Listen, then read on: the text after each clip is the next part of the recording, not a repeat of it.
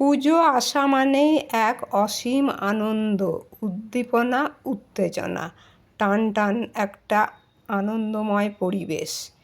কোথায় কী ধরনের প্যান্ডেল হচ্ছে, কী ধরনের ঠাকুর হচ্ছে, ছোটোবেলায় এইগুলো ঘুরে ঘুরে দেখতাম।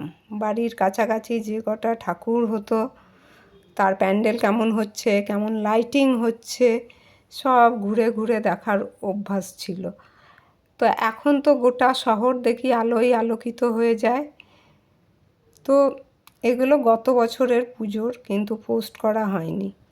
তো এগুলো পুজোর ঠিক আগে প্যান্ডেল হচ্ছে, গিয়ে দেখছি নির্মাণ কার্য। তো সেই অভ্যাসটা কিন্তু এখনও রয়ে গেছে। আর আমার বরের তো মানে ঠাকুর দেখার খুব নেশা, আর কোথায় কী ধরনের প্যান্ডেল হচ্ছে, কী হচ্ছে না হচ্ছে সেটাও দেখার নেশা। তো এগুলো গত বছর পুজোর সময় কোথায় কীরকম প্যান্ডেল হচ্ছে দেখতে বেরিয়ে ভিডিওগুলো তুলেছিলাম, কিন্তু তখন সেগুলো পোস্ট করা হয়নি, আমার গ্যালারিতে রয়েই গেছে। এবার আমার গ্যালারি কিন্তু খালি করতে হবে, কারণ সামনেই পুজো।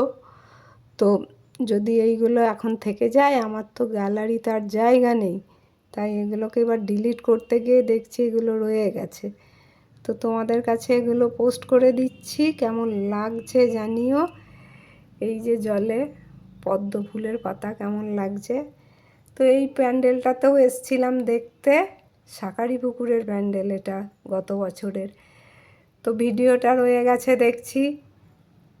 চুলের কি অবস্থা দেখো, গাড়িতে ঘুরে ঘুরে, মোটরসাইকেল স্কুটারে ঘুরলেই চুলগুলো এরকম হয়ে যায়। তো এই প্যান্ডেলটাও কিন্তু গত বছরে খুব সুন্দর হয়েছিল, ওর ভেতরের ঠাকুরও খুব ভালো হয়েছিল। তো এইখানেও চলে এসেছিলাম দেখতে যে কেমন নির্মাণ চলছে, মণ্ডপ সজ্জা। তো এরকম কারুর নেশা আছে নাকি? আমার বরের খুব নেশা, আর ওর সঙ্গে যেতে বাধ্য হই দেখতে। বিয়ের পর থেকেই এইভাবে পুজোর সময় প্যান্ডেল ঘুরে ঘুরে দেখা আমাদের কাজ, যে কোথায় কতটা কীরকম হলো। তো এখনও সেটা বজায় রয়েছে। গত বছরেও গেছিলাম, এবছরেও যাইনি তা নয়, এদিক ওদিক যাচ্ছি, কিন্তু এবারে আমি ভিডিও করিনি, কারণ আমার গ্যালারি পুরো ফুল হয়ে আছে, জায়গা নেই এত ভিডিও। তো সেই জন্য গতবারের ভিডিওগুলো যখন ডিলিট করতে যাচ্ছি, তখন দেখলাম এগুলোকে শুধু শুধু এতদিন গ্যালারিতে থাকলো, ডিলিট করে দেবো। তো বন্ধুদের একটু দেখিয়েই দিই যে গত বছর কি করেছিলাম। তো সেই গত বছরের ভিডিও তোমাদের কাছে দেখাচ্ছি।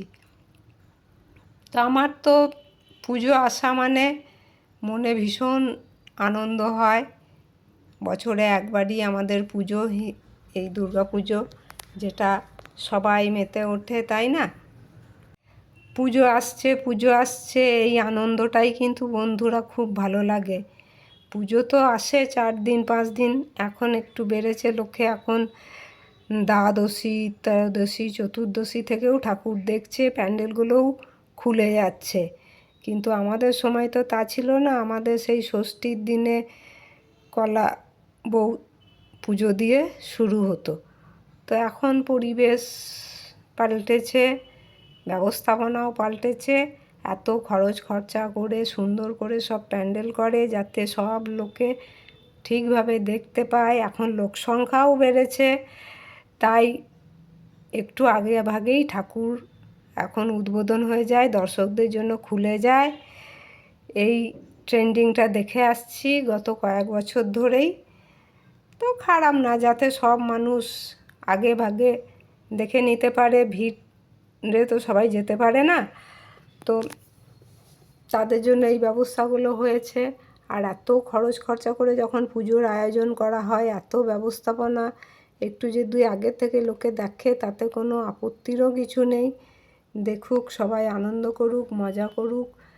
তো এই সব প্যান্ডেল ঘুরে ঘুরে গত বছরের পূজার কোথায় কী প্রস্তুতি চলছে সেই ভিডিওগুলো করেছিলাম। এটা আলমগঞ্জের ঠাকুর, এটা যেদিন উদ্বোধন হয় সেই দিন গিয়ে হাজির হয়েছিলাম। তো ভেতরে ঢুকতে পাইনি, কারণ তখনও উদ্বোধন হয়নি। তো বাইরে থেকেই এই দৃশ্য তুলেছিলাম।